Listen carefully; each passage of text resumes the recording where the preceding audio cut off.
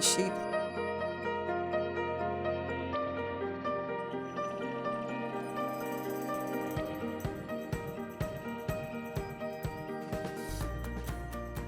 Well, actually, my impression was it's about time.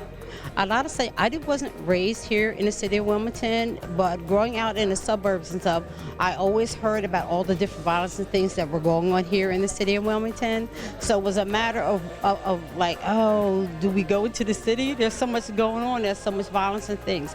But since I have moved into the city of Wilmington, I have grown to truly love the city. It's always exciting. There's always positive things and stuff to do. When it came to the youth, it was very desponding because working for the Division of Health and Social Services, I see a lot of my clients and stuff come in with young children all the time. And a lot of them are very, traumatic and stuff because they've either seen someone get shot, they've either been a victim of shooting, and then some of them were shooters themselves that are now serving time and things like that. So my whole impression of this is that, okay, we did the studies, we did we're ready to do a pilot program and so on and so forth, but is it going to reach the youth that we need it to reach? Is it going to reach, Jamar that's sitting on Fifth and Dew? Is it going to reach, Hakeem in Dump City? These are just some of the areas. It's going to reach a couple people that lives down bottom. These are just some of the different areas and stuff that they're hot spots, but this is what they're called.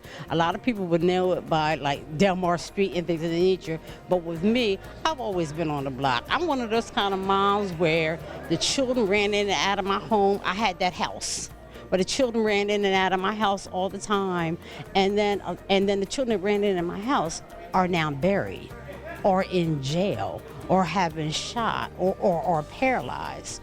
When it came to the young man that was shot in a wheelchair, he grew up with my youngest daughter, and I remember him being shot when he was 18 years old. And so it's just like, it's not like he was a new person, around the city and so on and so forth. So it affected them like that. And then I know a couple people and stuff that were shot, like Ortiz. I know her and her whole family. And for a mother to be shot in front of her children is horrendous. And stuff, you always hear young men and, youth and stuff always getting shot and everything. But these years, it has really been very disheartening for young women and for children to be shot. So I'm just hoping that this is the beginning of something good. Me personally, I'm not sure. When it comes to the youth, at least they're being recognized now. They're coming to the forefront of people's minds, in front of people's hearts. They're being thought about. Okay, somebody finally recognized me. I'm not a shadow anymore. I'm not in the dark. I'm actually being put to the forefront. So, it's one of those, we'll wait to see kind of what happens.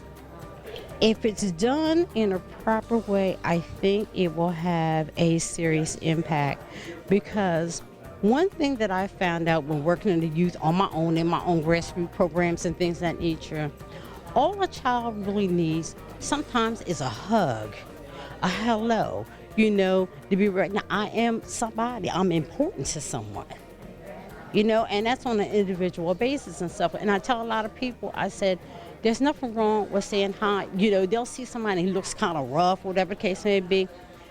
All he needed was a hug to change his whole day. All he needed to do was to speak to him and just show some kindness, So hopefully all that'll be implemented within the programs and policies themselves. So we'll see what happens. I'm gonna kind of wait to see what happens.